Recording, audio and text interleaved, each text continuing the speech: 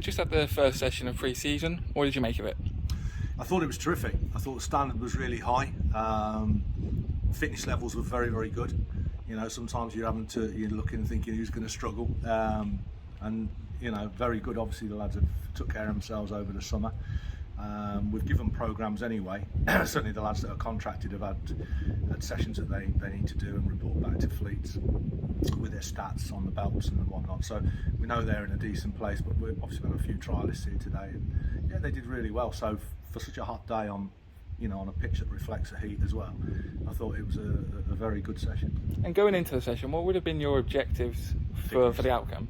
Yeah, fitness. I mean, it was a mix. I mean, it was football fitness. So after the warm up, the footballs were out straight away. And Jan put a sort of a pass and follow passing drill on a possession which had running incorporated in it. So and then a forfeit for the losing team. Then a small-sided game which had a running element to it as well. And then obviously just a stick-on, unashamed running session at the end. But there's some serious effort going into it. So yeah, I mean, early on I'm looking at fitness levels. I'm looking at camaraderie, looking at people, working out characters. Obviously, a lot of the lads are new to me as well.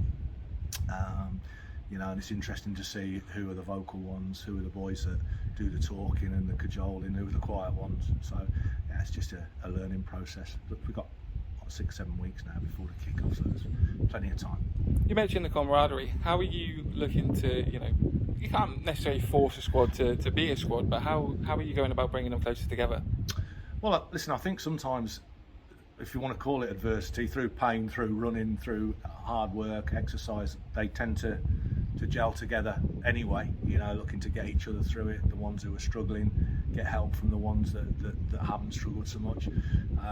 So there's always that. There's obviously, in the little room that we've got down there as coaches, is right plumb next to the dressing room. So I'll give a secret, I can hear everything they're saying through the wall anyway. So you work out who are the jokers, who are the ones that laugh and don't and listen. And so, as I say, looking at them, there's some experienced boys in there as well who've played at higher levels than this, and certainly who played at this level either in the north or the south. So yeah, listen, I think we won't have any problem in terms of camaraderie, and we're going to need that. We are going to need that. It's going to be, this division's a tough division. There's a lot of travel. There's a lot of games, obviously, clearly way up in the northeast and the northwest, and we're going to need to make sure that we're not a real tight-knit squad, because we're not going to be large numbers on the ground. I'm not going to have 2 players in every position, so we're going to make sure that we're nice and tight and fit, and that we're organised. And in terms of a squad, obviously it is the first session of pre-season, but how near or far are you from the squad that you want it to be at this stage? Well, we clearly need some more bodies. There's no doubt about that. I mean, there was probably I think there was 7 trialists out there today, so there was 21 players all in, and that's including three goalkeepers, so 18 outfielders. Listen, at this stage of the season, there's a lot of players out there who are unattached. There's a lot of agents ringing all the managers. My phone don't stop ringing. They're all talking money that we can't afford at the moment. Everyone's wanting to keep their options open, playing a little bit of brinkmanship. In 2 or 3 weeks' time, when everybody's reported back and the pre-season games are starting, and there's going to be lads out there who are unattached thinking, I need to get a job, So sometimes you're as well keeping some of your powder dry. Listen, clearly I realise where we need to bring in some bodies, but I'm not just going to bring them in early for the sake of it. I can't really see the value in that at this moment in time with what we've done and contracted for next season. I'm really pleased with those, especially after having seen them today. There's some good leaders in there. Obviously, a lot of the lads that the supporters remember from a few years back, Hanksy and Parker, Spencer Hamilton, people like that who they know. We've got offers on the table for a couple of the lads that were here last year. Clearly, we haven't been able to keep them because we just can't afford them. It's as simple as that. Without too fine a point on it, it's these boys were on good money, and they've got the chance, some of them, to stay full time, which fair enough, can't compete with that. And some of them were on money that we couldn't compete with. So that's where it is. We have got, as I say, offers on the table for a couple of them which they're considering. We'll see if they drop in.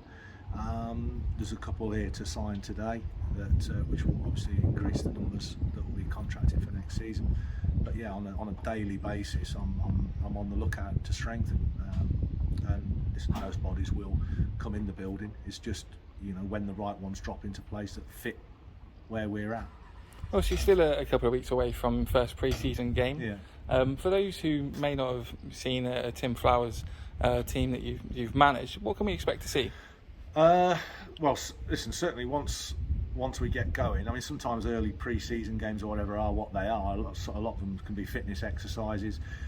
Obviously, a big turnaround in players, you know, sometimes separate 11s, things like that. But you know, once we get going in anger, a physical, organised side, you know, hopefully we'll have some pace in certain positions. Certainly we've got that, you know, in Joe Parker on the right, who's blistering quick, but certainly some physicality, some you know, players that want to roll their sleeves up, play for the football club, play for the shirt. A team that's well drilled in all the restarts, a team that will get on the front foot, try and press high, try and get after the opposition.